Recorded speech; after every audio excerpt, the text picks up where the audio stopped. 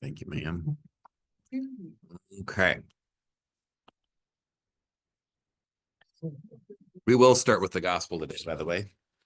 So, or actually, I'm going to go. So Luke 15 will be our starting point today. Whoop. Let's get the right.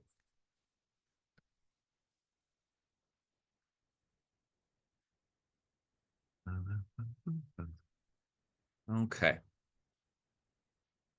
So our reading will be 15, 1 to 3.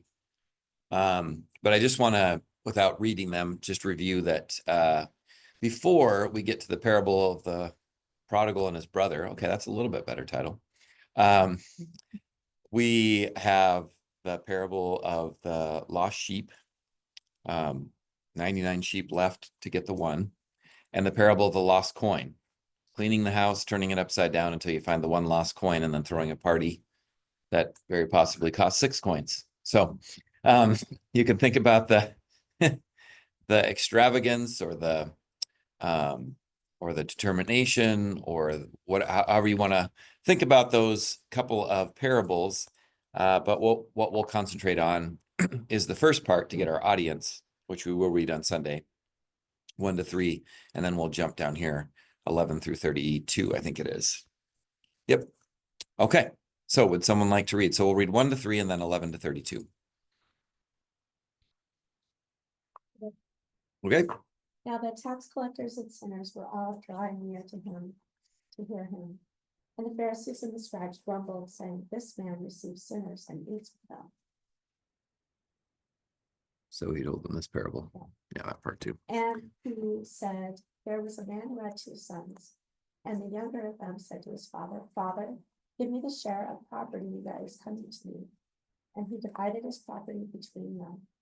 Not many days later, the younger son gathered all he had and took a journey into a far country. And there he squandered his property in reckless living. And when he had spent everything, a severe famine arose in that country, and he began to be in need. So when he went and hired himself out to one of the citizens of that country, he sent him into the fields to feed pigs. And he was longing to be fed with the pods that the pigs ate, and no one gave him anything. But when he came to himself, he said, 'How many of my father's hired servants have more than enough bread, but I perish here with hunger? I will arise and go to my father, and I will say to him, Father, I have sinned against heaven and before you. I am no longer worthy to be called your son. Treat me as one of your hired servants.' And he arose and came to his father. But while he was still a long way off, his father saw him and felt compassion, and ran and embraced him and kissed him.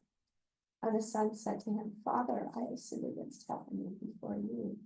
I am no longer worthy to be called your son.' But the father said to his servants, 'Bring quickly the best robe and put it on him, and put a ring on his hand and shoes on his feet, and bring the fatted calf and kill it, and let us eat and celebrate.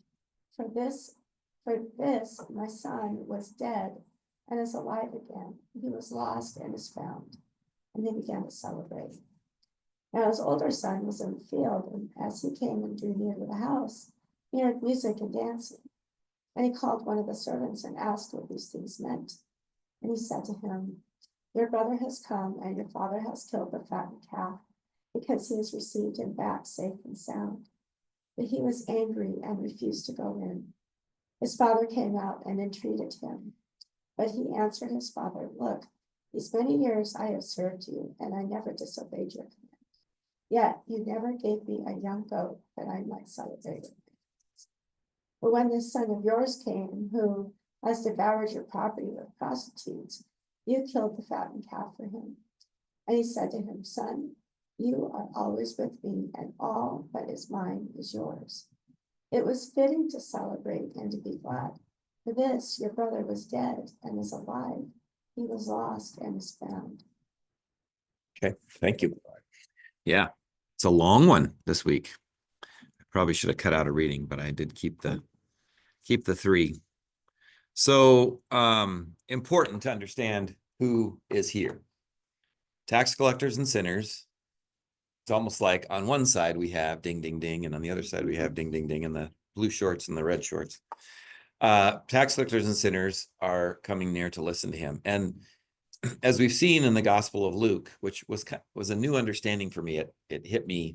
I think it was actually Pastor Bill's week to preach, but it hit me that when Jesus did what got into the boats and on the lake shore and went out to preach to the people, what they were coming near to him was not to get bread, not to get healing necessarily, but they were hungry for this word that he was saying. And here again, so listening and Jesus, the word, I know he's called the word in the Gospel of John all over the place, but the word of God that Jesus is proclaiming, the promise that he's giving, is really, really key in Luke. And Luke's lens of Jesus, he tends to focus on Jesus as a prophet. Obviously, he still sees him as the Son of God and all of that. But his identity as a prophet, one who speaks God's word, is really key in Luke. And so he emphasizes the people coming to hear Jesus. So they're coming near to hear and listen to him. And the Pharisees and the scribes were grumbling and saying, this fellow welcomes sinners and eats with them. So one is listening, one group is listening, one is grumbling and upset with what Jesus is doing. So that's his audience when he tells these three parables, and this one being, I would say, the capstone of the three, to bring it home. So just understand that piece first, and then we can jump into this parable. So what do you got? What's sticking out, or what are you wondering, or what's hitting you? This is a good time. Yeah, let's hear the song. All right. When God ran. All right. Great I am, immovable rock, omnipotent, powerful, awesome God, victorious warrior, commanding King of kings, mighty conqueror, and the only time I ever saw him run was when he ran to me. He took me in his arms, held my head to his chest, said, "My son's coming home again," lifted my face, wiped the tears from my eyes. With forgiveness in his voice, he said, "Son, you know I still love you." He caught me by surprise when God ran. The day I left home, I know I'd broken his heart, and I wondered then if things could ever be the same. Then one night I remembered his love for me, and down the dusty road ahead I could see. It was the only time I ever saw him run. And he ran to me, took me in his arms, held my head to his chest, said, "My son's come home again," lifted my face, wiped the tears from my eyes, and with forgiveness in his voice, he said, "Son, do you know I still love you?" He caught me by surprise, and he brought me to my knees when God ran.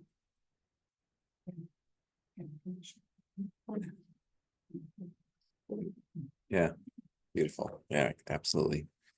Yeah, I love that depiction. Yeah, yeah, the contrast and the surprise. Yeah, yeah, I think that captures a lot of what's going on here. Yeah, yeah. Is that an old song, a new song? Oh, Philip, Craig, and Dean. Okay. If we have time, maybe we'll listen to it at the end. We can pull it up. Yeah, yeah, beautiful. Yeah, I wanted to ask because people might want to write that down and look it up too. Yeah, so what's standing out in this parable today? Well, one thing I just noticed, so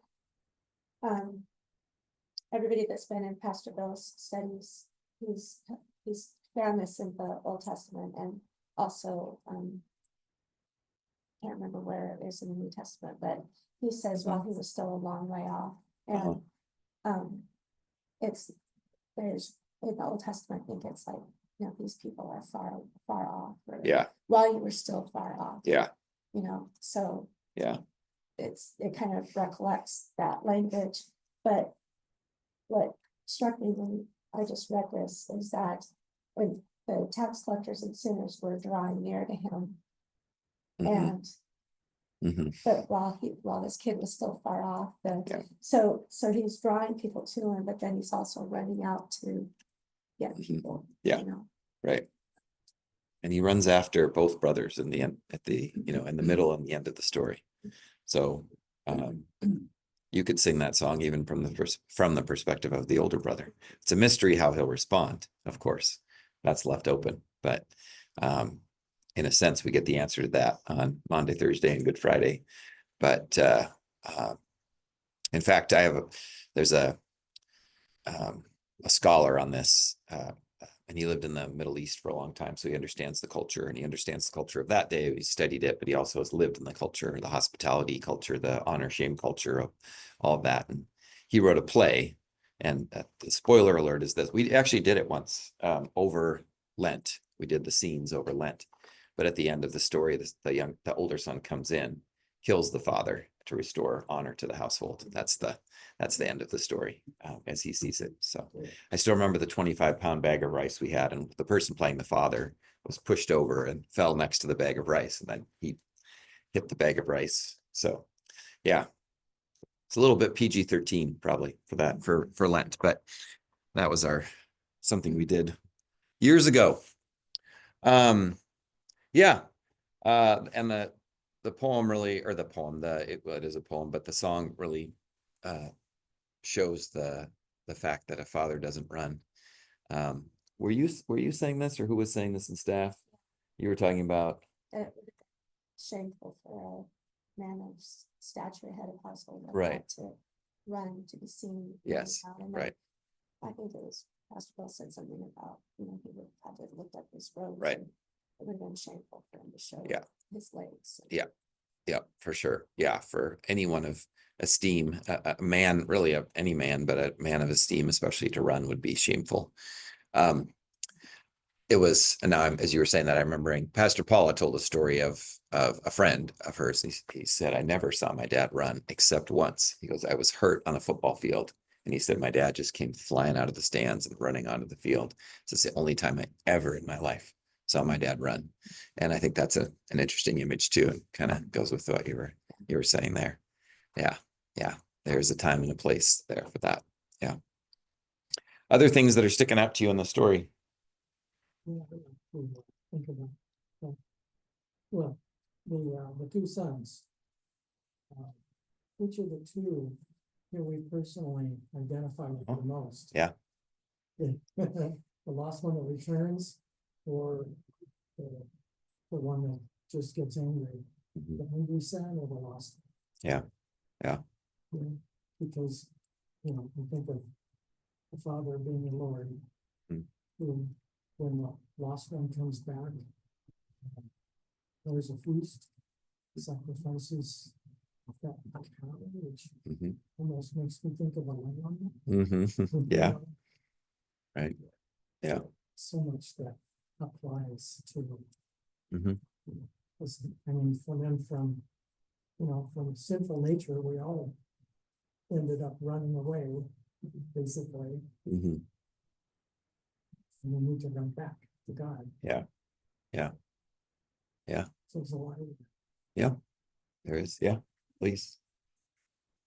The son, wayward son's perspective, he really had to trust that the father would have mercy. And he humble would realize he had turned on his back on his father like he didn't need him. Yeah. But he really does, just like we turn Yeah. into us. Yeah. When do you get an inheritance? When someone dies. So if you say to someone who's living, I want my cut, then you're saying essentially to them, just assume you were dead. So one interesting thing, Pastor Bo was saying, he had a preaching professor who was from a very messed up family, his words, dysfunctional family. And he said it's always been helpful to him as coming from that, a family that had all kinds of stuff going on, to think that as Jesus stands before these folks in this tense situation, he tells a story about a dysfunctional family, which, yeah, we get that all through the scriptures. I think someone had said, yeah, there's Genesis for you, lots of dysfunction in Genesis with the family of God. But Jesus does choose this. This is not, there are a lot of things in the story that aren't right and would be recognized by the people there as not right. And some things we can recognize, certainly, but also some things that they would have seen that we might not. One of those things is that as the story starts out, there's a man who had 2 sons. The younger says to him, give me the cut of the share of the wealth that will belong to me. And so a younger son would get about 1/3 of the property. An older son would get about 2/3 of the property.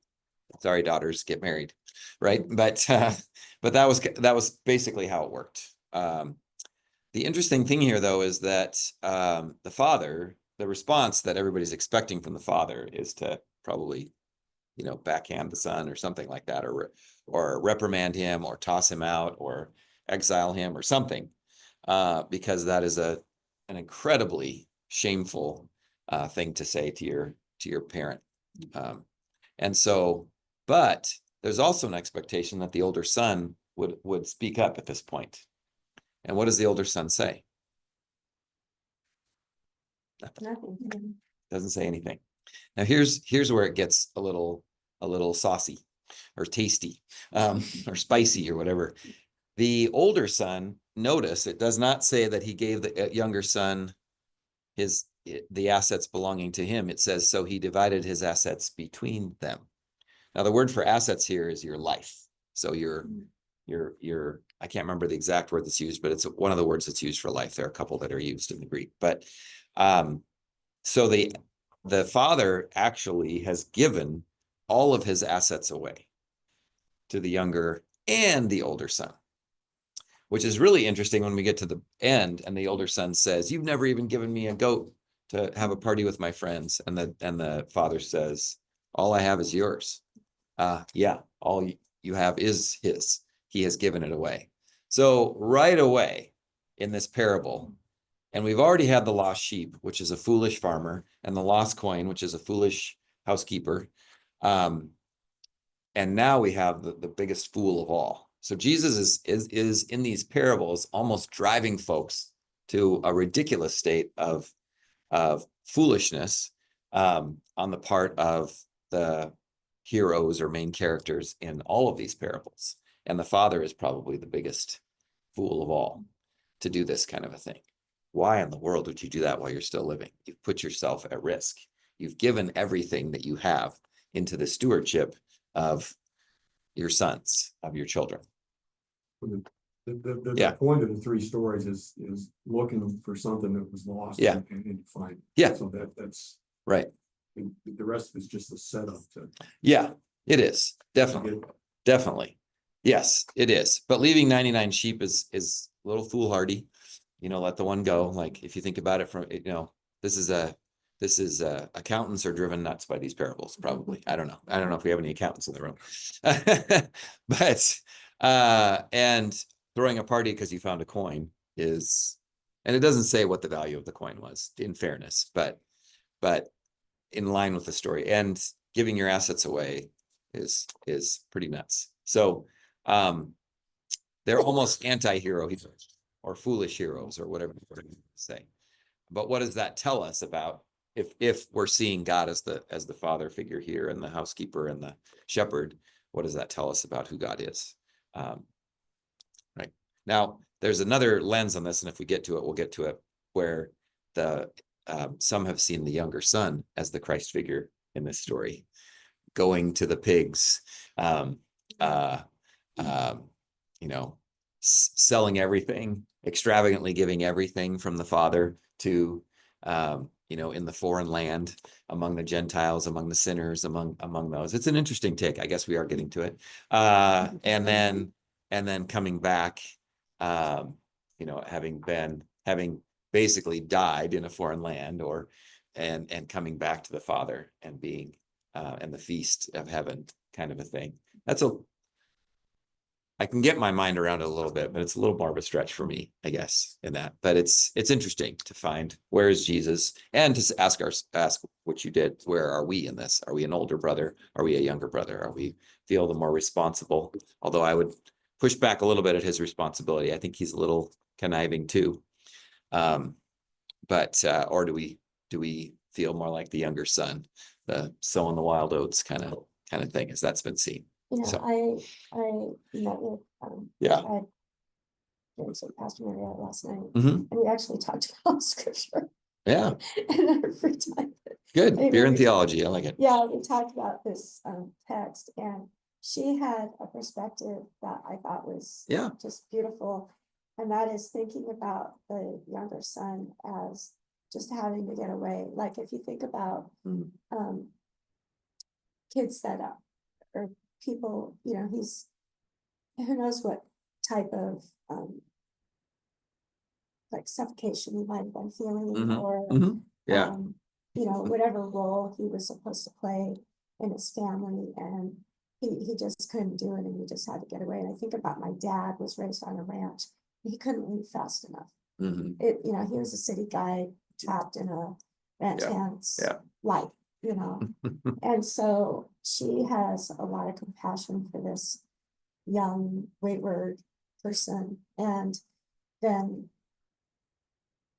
the father in this scenario is the kid's soft place to land, you know. And I think that's something that parents, especially if you have kids in this current generation, we have to be our kids' soft place to land. And so even though you might want to punish them for leaving, or spoken harshly to him, like, where were you? Why did you bother? You know, you worried me so much. Yeah. You know, the father just opens up his arms. Yeah. Yeah. There's no reprimand here at all. There's no- Yeah. Like my mom would have made it about her. She would have said, "You worried me so much." Yeah. You know. Right. Yeah. Yeah. No, So that's. I think I think that it's interesting to read this from that perspective of this Mhm. kid.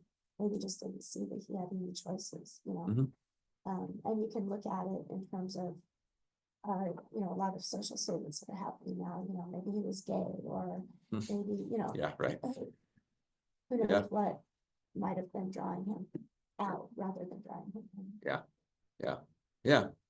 Yeah. And I would guess that among us or our families, we would have stories of those who needed to get away in order to have perspective too. Yeah. Yeah. Right. To appreciate more what you had come from or had. Whether it was, oh, you had to come falling into that soft place to land, or whether it was just the distance to have that perspective. Yeah. Do you want to say more about that? Nope, that's fair. I figured not. People don't usually, but I wanted to give you the opportunity. Yeah. Yeah. Right. And again, yeah. Yeah. Yep. Absolutely. The act out usually has something. There's something behind it. Yeah. There's something. Yeah. Yeah. I wish I had the book I was reading this morning. That was, it's called Tattoos on the Heart. And it's about this priest who worked with inner city gang members specifically. And just, he writes this chapter on success, and he talks about outcome-based, you know, results. And he's like, I wonder what it would have looked like if Jesus had outcome-based results, how he would have been evaluated. Probably not very well. So he pushes back quite a bit at that, you know, working with people who've discovered, you know, that they're human and they have value and have never had that understood before. And then, you know, and then they're shot in the crossfire of a gang battle, or they make a mistake, or they have history that comes back to get them, or whatever it might be. It's like the outcome really sucks, but the ministry along the way is you stick to it and you stick with it. So anyway, there was a quote in there that was really good about behavior usually signals something else is going on. And for those who've had trauma, especially, it can be speaking about their trauma in a way that if you take time to soften and understand it, versus you need to listen, you need to follow directions, and you need to, which is just going to re-traumatize, then you might find yourself in a holy space of healing. So yeah. Good stuff. Yeah. But I recommend Tattoos on the Heart. It's a really, really interesting read. I think I did, but I think I'd only read like a little bit. I sort of have felt guilty about it. because I had a friend who gave it to me from this church. He was a counselor at the middle school, Dave Keller. And then he died of brain cancer. Oh gosh, probably like 3-4 years ago. And so, and I saw the book sitting there and I thought, I've never read this. And this was really important to him. And I can see him in it as I read it too. He was one of those school counselors that sometimes the staff would be like, Dave, come on. Like, there's got to be a consequence for this. And he would just give an 80th chance to a kid who he could just see, like, maybe this is the one kind of a thing. Now, right. He was a prodigal father. Yeah. Actually, name of a book that Tim Keller wrote on this parable. Is it? It's Prodigal God. Yeah. Oh, yeah. Yeah. Right. That's an interesting title. 'Cause Yeah. It really does focus kind of on what your response is to the last sentence of, do you really get how reckless God's grace is? Yeah. And if we do, we would be celebrating rather than begrudging. Yeah. Yeah. So Yeah. when you think about those two adjectives that we used too, so we've said reckless and foolish and lavish and, you know, prodigal, yeah. Yeah. Yeah. Because reckless is, I mean, that's essentially how we define the word prodigal. It's Yeah. reckless, it's Right. Yeah, and absolutely. And I think anything that says son is not the right title for this parable anyway. It's not about the sons. It's really about, I mean, it is in a sense that they are so valued and that kind of thing. But it is really about God's extravagance or God's prodigality, or however you say that. Yeah, beautiful.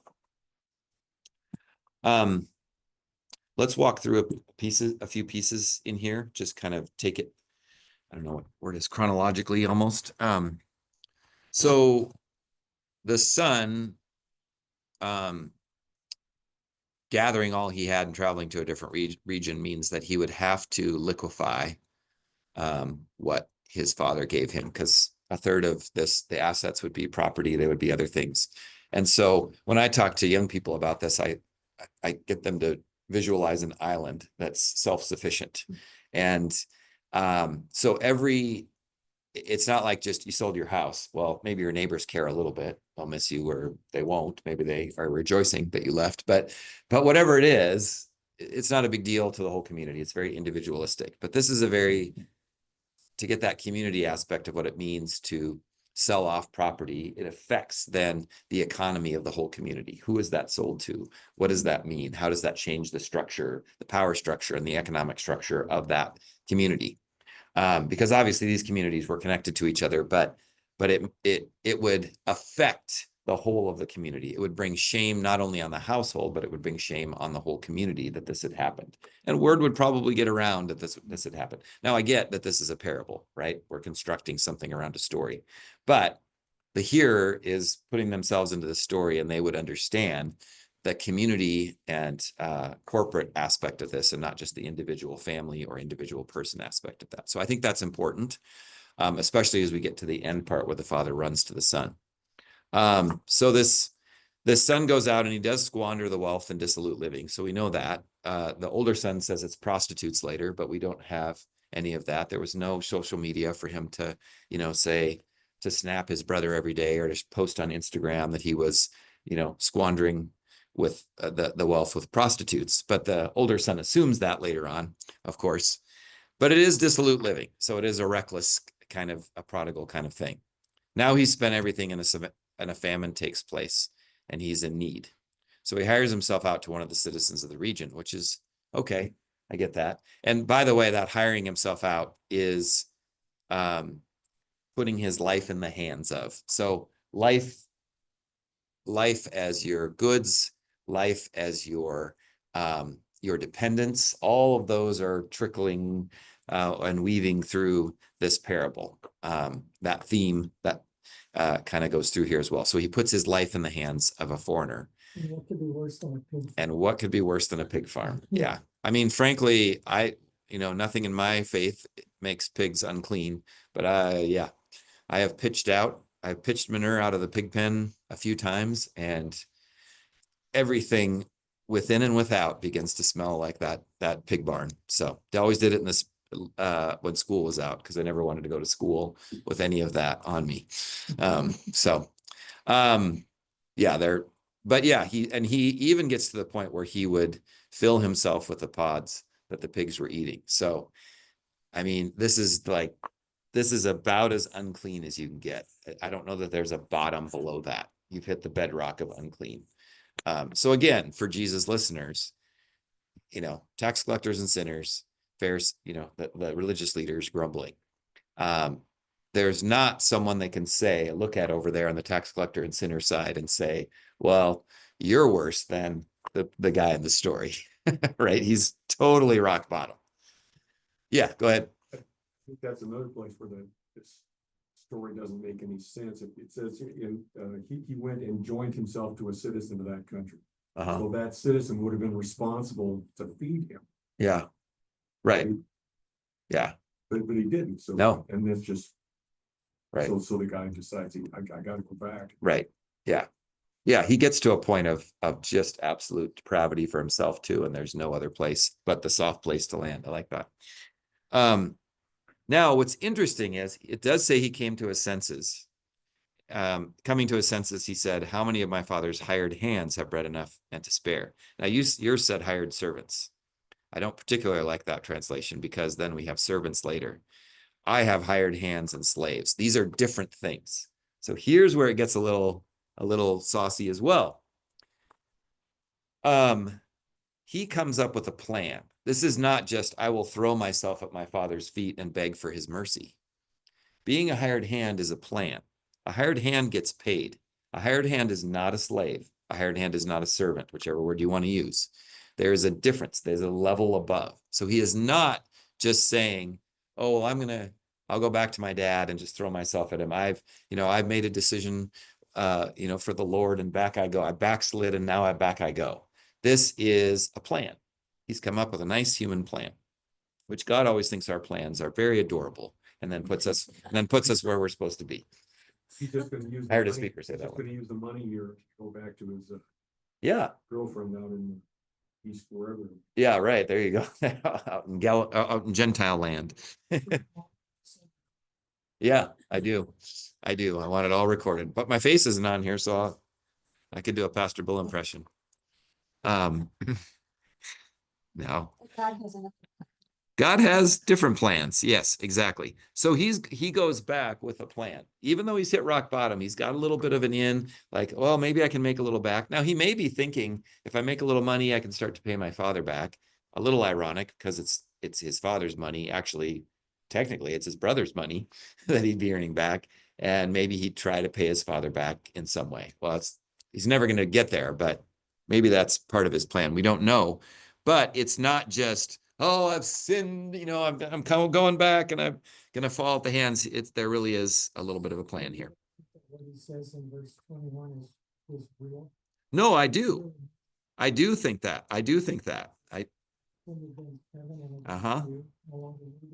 Yep. Yeah. But I do. Absolutely, I do. But notice 18 and 19. Father, I've sinned against heaven and before you. I'm no longer worthy to be called your son. Treat me like one of your hired hands. So he sets off. He goes to his father. His father sees him and runs to him, and we'll get to that in a second. But look what he says. Father, I've sinned against heaven and before you. I'm no longer worthy to be called your son. Guess what the father doesn't receive or interrupts him before he gets to? No plan. So yeah, no, I believe his confession is real. I'm sorry. I'm not trying to mock that. I'm just saying it isn't just that. It is also, there's also a plan in there. Like, hey, what if I became one of your hired hands? Not your son anymore. I'm not worthy to be called that. But what about becoming one of your hired hands? So yes, is the confession, is the falling real? I would say so. I have no reason not to think that, but there is a plan behind it. And he doesn't get to that part when he gets to the father, which I think is really, really cool. The father, again, as I heard the speaker say one time, she's like, I thought I'd be dead by 30. And God said, oh, isn't that adorable? But I'm going to put you over here. So that's kind of how I see this is the father has no time for his plans, but simply receives him into the family once again. So we talked about the father running. We also, I know Pastor Paul used to say, she would just picture the father looking out the window you know, day after day, just in the hope that the son will return. Because how does he see him otherwise? But there's something something else that's key to the father running to the son. And that is, remember the community aspect of this. Remember that the whole community is affected by this, the shame that's brought upon them and the family. They have every right to go out and to beat the son, and perhaps even unto death would be allowable, but certainly a severe beating. So the father isn't just running because he's joyful at the son's return. He's running because if he doesn't get there first, his son may receive a severe beating by the community. And that's something I would never see. But had learned that along the way about this, about what would be possible in that community. And so the hearers of Jesus would also understand, oh, here comes the son, let's go. Yep. Yeah. What if his older brother had seen him? Yeah, I mean, he could be racing the brother as well. So he comes to him, Father, I have sinned against heaven and before you. I'm no longer worthy to be called your son. Treat me like one of your, or excuse me, I'm sorry. I got him in the wrong place. Treat me like, so he goes off to his father. His father comes to him, runs and puts his arm around him and is kissing him. And in the midst of that, we have this confession. But the father says to the slaves, bring out a robe, a ring, and sandals. Now, the sandals may just be kindness, but the robe is signifying he is wrapped in my identity. He is wrapped in my love. The ring is he is a part of my family. Okay. So you think of like the signet ring of a king. Put it on a document that's as good as the king, no matter who delivers it. That's the king's word. So the father, again, in front of his community is saying, I am putting my honor on the line for this prodigal son. So the father risks his honor. He's already given his fortune, or he's given his land and money away. Now he gives away his honor and puts it on the son. And it would be possible at that point for the community to reject that as well. But the fact that they have a banquet means that if they're coming, if the rabbi comes and if the other leaders of the community come, that they are accepting what this father has done, whether they like it or not. Right. And again, that would be in the mind of the people, especially the upper people who are hearing this from Jesus and who are possibly getting more angry or laughing at the stupidity of this father. But it's really important. Again, the father puts himself on the line, his honor on the line, which is everything for this child. And then says, get the fatted calf, kill it, let us eat, celebrate. For this, and notice the language, and notice the contrast later with the older son. This son of mine was dead and is alive again. He was lost and is found, and they begin to celebrate. Okay, so that give a little more of a picture here of what, so God comes down to this place, and even in the midst of the plan, the confession is great, but even in the midst of the plan, God, or the father, overwhelmingly welcomes the son back as a full and honored even member of the household at the risk of his own honor, which I think is really, really, really key in the story.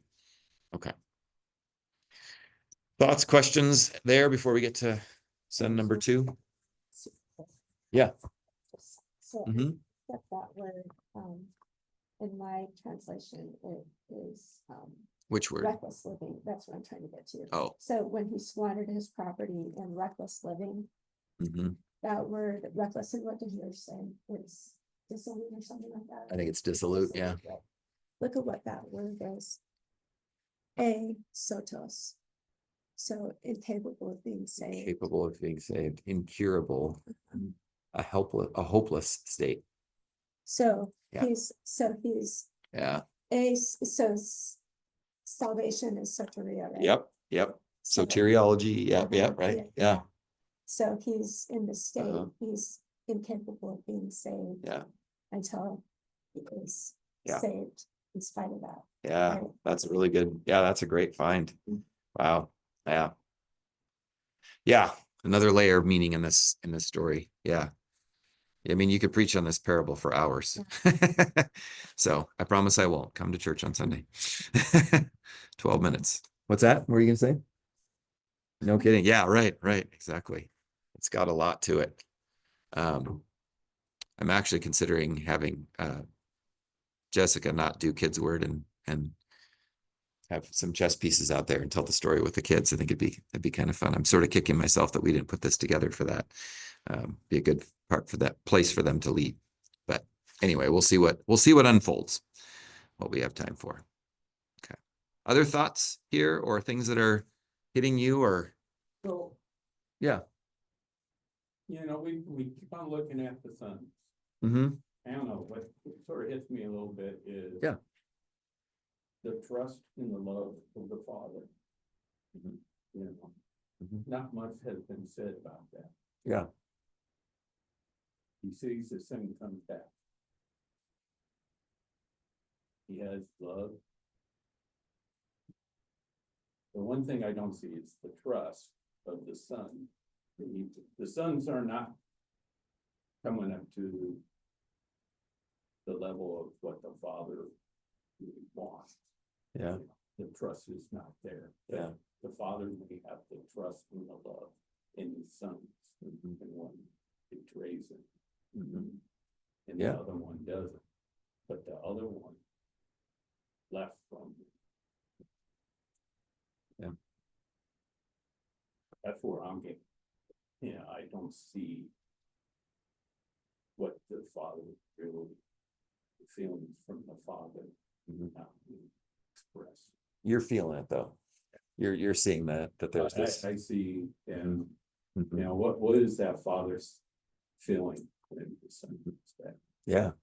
Yeah. No, great point. Yeah, absolutely. And I think you're right on, is there's this overwhelming love that just wipes out the rest of it. And I think you're getting at something that we talked about a couple weeks ago in worship with when God cuts the covenant with Abram. Abraham goes into a deep sleep, and God walks through the covenant and cuts the covenant, which means that God takes all the responsibility for the consequences. And so here the father's out of love, takes all of the consequences for the behavior of the younger son, which certainly isn't what the father would have wanted. And so so it gets pretty easy to find ourselves there, but then also to find ourselves awash in God's love in the midst of that. Yeah. So thank you. That's a great point. Is that getting at what you're talking about? Yeah, you know, you go through this, there's a lot about the sons. Mm-hmm. Mm-hmm. Yeah. There's not much of the father. Yeah. What is his feeling? What is Yeah. he expecting from his son? Yeah. Yeah. Every child, when they're born, has a different personality. Mm-hmm. Yeah. They want to express that Mhm. when they grow up. Even one was did not expect themselves to stay. They Mhm. wanted to go experience. Yeah. Maybe, and the other one was not into that. Yeah. Of leaving, Mhm. and stayed. Mhm. But Yeah. Yeah, we get a lot more of the sons, what they're thinking, feeling, their emotion, in a sense. But we do get a clue into this where the father, it says, was filled with compassion, and that's really an important word here in Scripture as well. This is a core characteristic of who God is compassion. Is that how chesed is translated in the Septuagint? Oh, that's a good question. Yeah, you can look it up. That may be where that connection is. So the righteousness of God, not the righteousness of God, Loving the kindness. loving kindness, the mercy of God. Yeah. Check that out. Okay, so he's identified. They go to the banquet. Now we get the elder son coming out of the field where he's working. And he hears music and dancing, and he calls a slave and asks what's going on. And interestingly, and this happens so often in the Bible, where the slaves get it right. The story of Naaman in the Old Testament and things like that. But anyway, he says, your brother has come, and your father has killed the fatted calf because he has got him back safe and sound. Now that may not sound like much, but when the slave says your brother, notice what the older son says. He becomes angry, refuses to go in. His father comes out and begins to plead with him. Now, again, the father leaves the place of honor where he is the host, where he is supposed to be, and he goes out to the son, right? The son, the older son, should, if we're going to glorify the older son, should just come into the banquet, grit his teeth. That's fine. He can talk to the father later, but not in this way. He's showing himself to be in opposition to the father. Okay. And he's not supposed to do that. I understand why. I get it.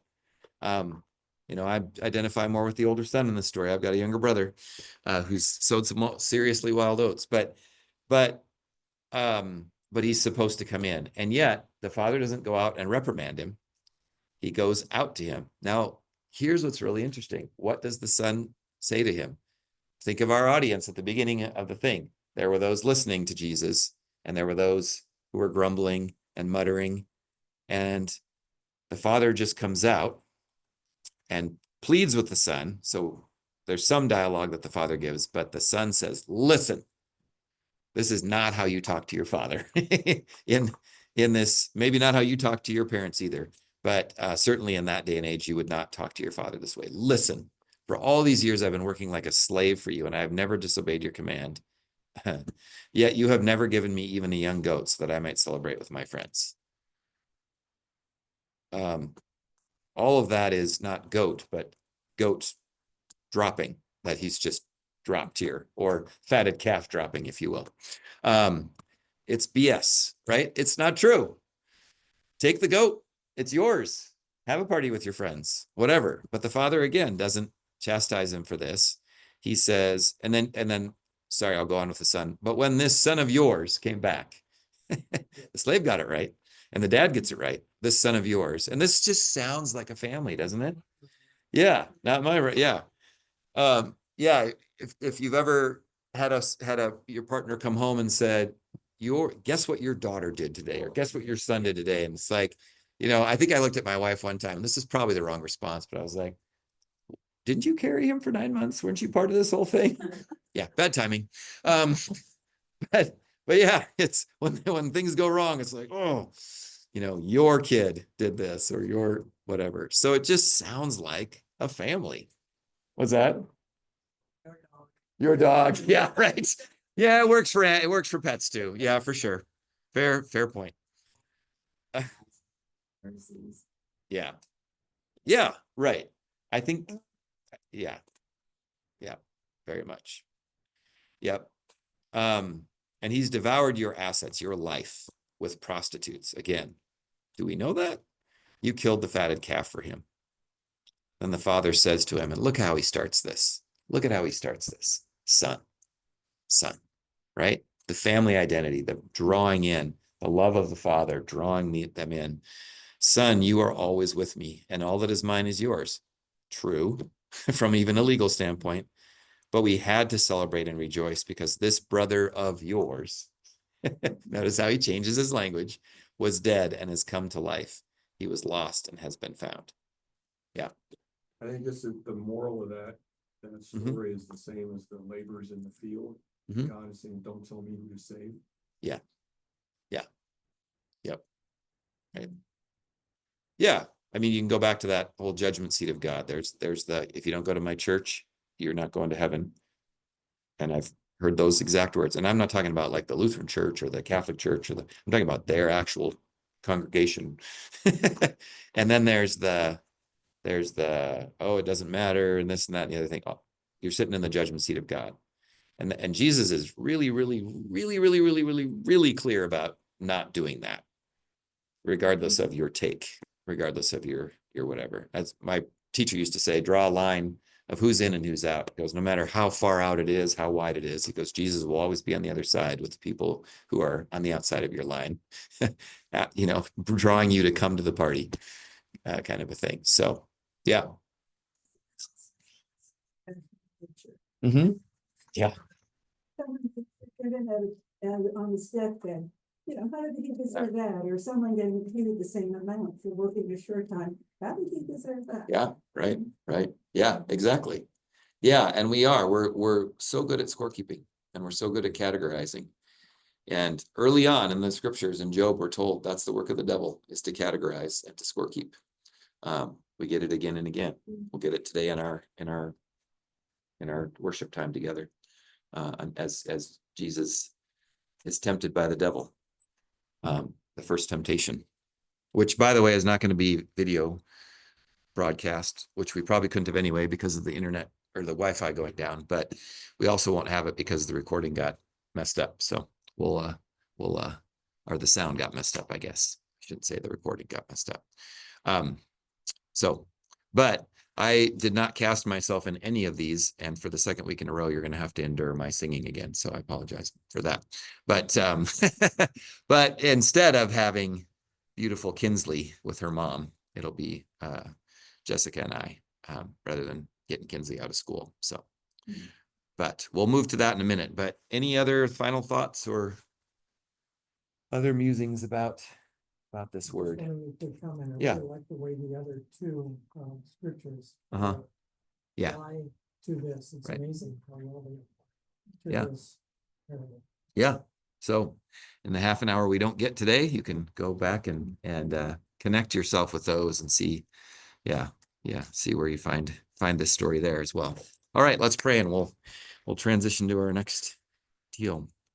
Loving God, thank you for this time. Thank you for your word. Thank you for your extravagant love poured out upon us. Wherever we find ourselves, as haughty and self-righteous, or as hitting rock bottom, or somewhere in between, we give thanks for the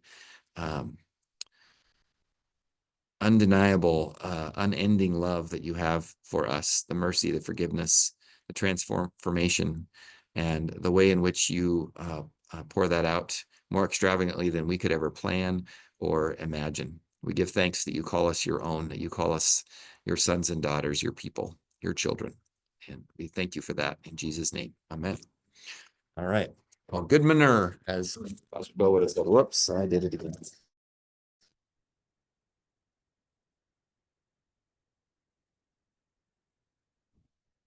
Okay. Stop share. Let's see.